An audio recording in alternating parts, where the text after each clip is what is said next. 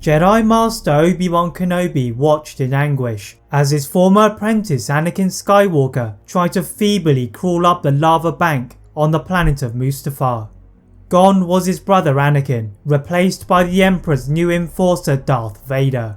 Trudging back up the lava bank, Obi-Wan re-entered the Naboo skiff with C-3PO, R2-D2 and the unconscious Padme Amidala, contemplating his failure. Heading for the asteroid colony of Polis Massa, Obi-Wan carries Padme to the medical facility inside, where he is joined by the survivors of Order 66 in Bail Organa and Jedi Grandmaster Yoda. For Obi-Wan, the pain was not over, as Padme gave birth to the twins of Luke and Leia Skywalker, and the Jedi Master is given the task of watching over Luke on the planet of Tatooine, where he is taken to the Lars homestead in the hopes of being protected from the might of the Emperor's new empire. The plan is successful, as it is not until after the Battle of Yavin that Vader finally returned to his childhood homeworld to negotiate a deal with the crime lord Jabba the Hutt. But what if Darth Vader had found Luke on Tatooine? How would this change the plans of the remaining Jedi and Obi-Wan? How would the Emperor deal with this discovery? As you'll find out, the reign of the Empire would have been a whole lot different. Obi-Wan watched from his modest hut as Luke ran outside and into his speeder, heading for the settlement of Anchorhead to go to Mos Eisley. Wary of the dangers of the shady spaceport, Obi-Wan kept a close distance on watching the young Luke. As Luke walked through the busy marketplace in the old quarter, Obi-Wan suddenly felt a shiver run through him, as if the Force was warning him that darkness was descending. Ensuring that his hood was secure and his Force presence was hidden, he crept his way towards the new quarter, where he heard that Jabba the Hutt would be making a visit to one of his business ventures. A sound from above interrupted his stealthy moves, as a scary and intimidating looking ship began to make its way into the largest hangar. Inside of the ship was the Emperor's apprentice Darth Vader. The Sith was incensed at his master for giving him this assignment, as he knew about his hatred for the planet of Tatooine, and it was as if Sidious wanted to increase his hate. Seamlessly using the controls of his TIE Advanced shuttle to smoothly land in the docking bay, he sensed a powerful presence in the Force, but his focus was on completing the mission to negotiate a weapons deal with Jabba. The Sith machine walked down the ramp, and stormtroopers guarded each side of his path, and he reluctantly bowed to the mighty Jabba. The two traversed the streets, and onlookers from nearby homes were terrified. Suddenly, Vader bumped into somebody as he had been distracted by the protocol droid translating the advanced Huttese that the crime lord was gargling, and it was a young man carrying parts to a generator.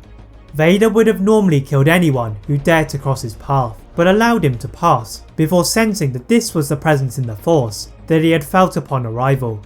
Quickly, Vader completed a deal with Jabba and alerted his Imperial spies and stormtroopers to search for the young Luke, who was taking the back alleyways of Mos Eisley. As he turned a corner, he was ambushed by a group of stormtroopers who were about to drag him away until they were met by blue lightsabers through their chests. Obi-Wan had caught up to Luke, and now their cover was blown. They had to get away. With Mos Eisley spaceport swarming with Imperial troopers, they take a nearby speeder and head off into the dangerous sands to avoid capture. Once away from the settlement, Obi-Wan placed a holo projector on the ground and requested for Bail Organa to send transportation to collect them immediately. Luke wonders what Obi-Wan was referring to, and the Jedi Master tells Luke about his powerful potential in the Force and that Vader would want him to serve the Empire. Luke shudders at the thought, knowing the terror it had inflicted across the galaxy, but he was also worried about what would happen to Uncle Owen and Aunt Beru. Obi-Wan reassures him of their safety, and through the swirling sands, a small cruiser hovers overhead, with one of the Senator's guards piloting the ship, and together they fly to the safety of Alderaan. Back in Mos Eisley, Darth Vader stomped across town as an officer walked up to him and reported of numerous deaths in the area. Vader marched to the dead troopers and saw that the wounds were that of lightsabers and scowled in disgust. A Jedi had been on Tatooine and they would have gotten away by now. Leaving his troopers on the planet in case of any further discoveries, Vader brushed away some of the coarse sand from under his boots and flew away from the planet. Whilst in the air, the Sith meditated upon the young man he had bumped into in Mos Eisley. His appearance was strangely familiar in his previous premonitions, especially those whilst visiting the tombstone of Padme Amidala on Naboo. Then it clicked for Vader. The powerful presence was his son, and the Emperor would surely want another Skywalker to add to his side, but Vader would not let him. The Sith apprentice was unwilling to go back to his Imperial Star Destroyer, but an officer aboard of his ship reported that the Emperor was requesting his presence. Vader could not go against the request of his master and reluctantly docked in the main hangar. Walking down to the bridge, he bowed to the hologram of his master, who asked him if he had completed the deal, and Vader nodded his head. Unfortunately, the Emperor sensed something more to his trip on Tatooine, and Vader was forced to reveal that he had encountered another Force sensitive with extreme potential. The Sith Lord tells his apprentice to be patient, as in time the Jedi would move towards them, but Vader is not sure. As the Emperor's creepy holographic figure disappeared, Vader got to his feet and walked to the bridge, watching over the galaxy that he now commanded. As he looked at the navigational officers, he is interrupted by a report from one of his troopers on Tatooine. They had reported of the presence of Luke Skywalker at the settlement of Anchorhead, and the description fitted exactly that of which Vader described. The Sith orders for all of the flights in recent times to be examined in detail, but the Jedi were one step ahead.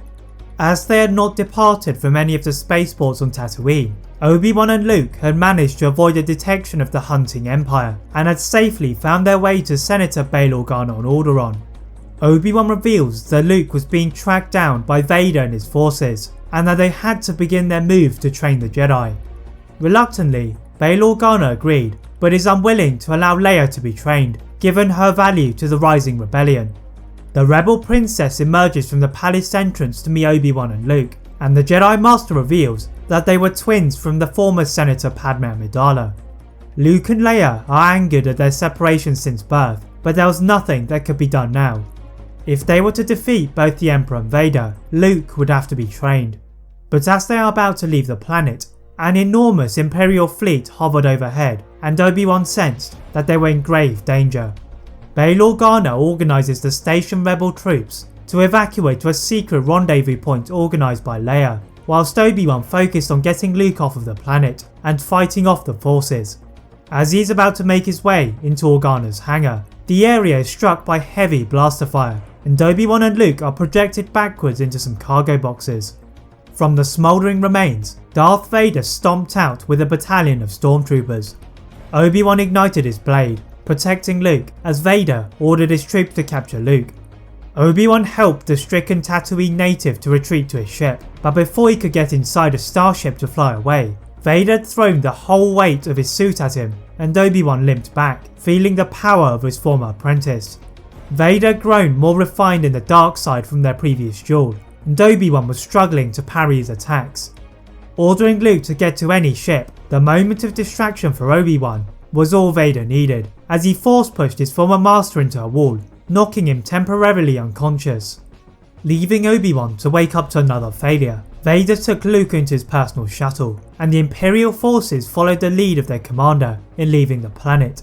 Re-entering his Imperial Star Destroyer, Vader brought Luke into one of the ship's cells and told him that he had been lied to by Obi-Wan.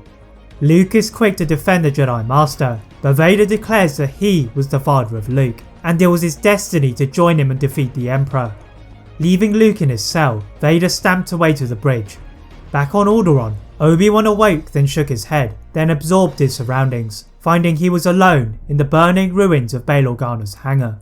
Scrambling to the nearest open area, he saw Imperials walking all over the surface, and he suddenly remembered that Luke was gone and now in the arms of the Empire. Igniting his lightsaber in case he needed it, Obi-Wan cleverly leapt over the top of the ruins and into the forest, finding an abandoned Imperial TIE fighter to escape. The stormtroopers fire at the hull of the ship, but Obi-Wan leaves Alderaan and contacts Bail Organa, relaying that Luke had gotten away. The Senator decides that Obi-Wan should travel to Dagobah and ask Master Yoda on what to do next, and he takes an X-Wing starfighter to the swampy planet. Landing in the midst of a forest, Yoda is waiting for him, and he looked at the floor in shame. He could not fail the Jedi again. Yoda looked at Obi-Wan, and then to the trees above him. The former Grandmaster did not consider Obi-Wan to have failed, but perhaps this was the Force telling them that the Jedi had lost. Yoda and Obi-Wan refused to let their precious order that had been nurtured over generations to fall so easily, and decide that Leia must be trained in the light side of the Force. An X-Wing starfighter soon landed next to Obi-Wan's ship, and Leia was willing to learn the Jedi arts to save Luke, even if she had only heard of him for a short time. Yoda and Obi-Wan used all of their years of Jedi knowledge and skill to train the powerful Leia, who is the disciplined and patient student that Yoda wished to train. And although they knew that Luke would be growing powerful, they were sure that Leia would be a worthy adversary.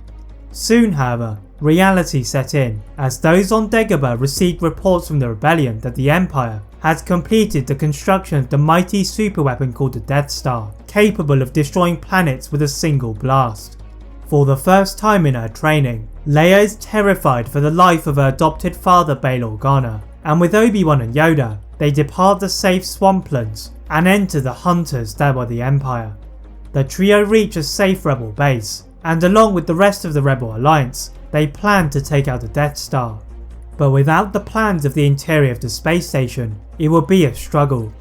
The normally trustworthy droids of R2-D2 and C-3PO had not been detected by the rebellion, and they were worried they had fallen into the hands of the Empire. Nonetheless, with the Jedi, the rebellion stood a small chance of success and deploy all of their resources for the battle ahead.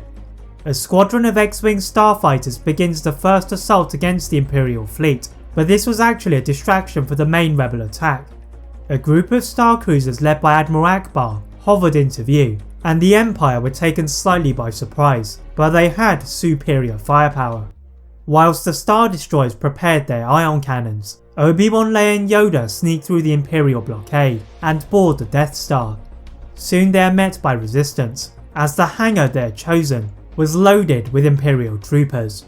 In a combination of green and blue blurs, the Jedi scythed their way through the Stormtroopers and Death Troopers and confidently marched through the corridors until they were stopped by a cold sensation running through them.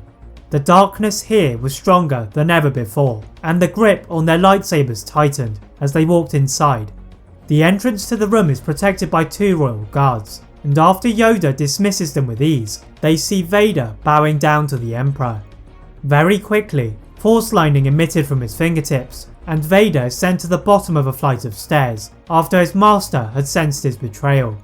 Now turning to the Jedi, Palpatine cackled at their attempt to bring him to justice, and he tried his lightning attack once more.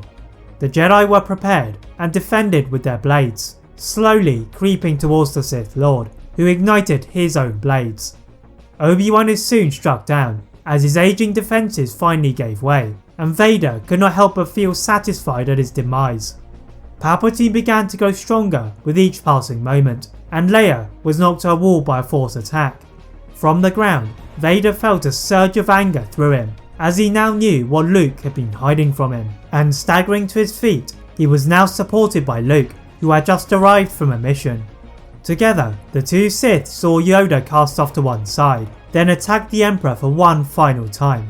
The Sith Lord felt invincible, blocking the attacks of Vader, and attempted to fry the fragile control panel of his suit before being stopped by Luke.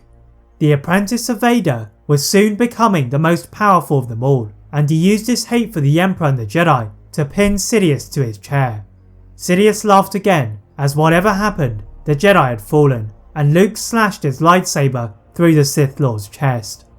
Leaving the fate of the Jedi to the elements, the Sith calmly left the room and watched from the bridge of the Death Star as the rebel ships began to drop out of the sky one by one. Vader was pleased with the work of his crew, and with Luke entered respective shuttles to examine their work. Vader's years of pain and suffering had been worth it, as Palpatine and the Jedi had fallen, and now he and Luke could rule the galaxy as father and son. That is it for What If Darth Vader found Luke on Tatooine. If you enjoyed this What If, please like this video, turn on that notification bell, click that subscribe button on this channel, as well as on my other channel What If Films. And as always, leave a comment on what if you'd all like to see next, and how I can improve my videos. Thank you all very much for watching, and see you next time.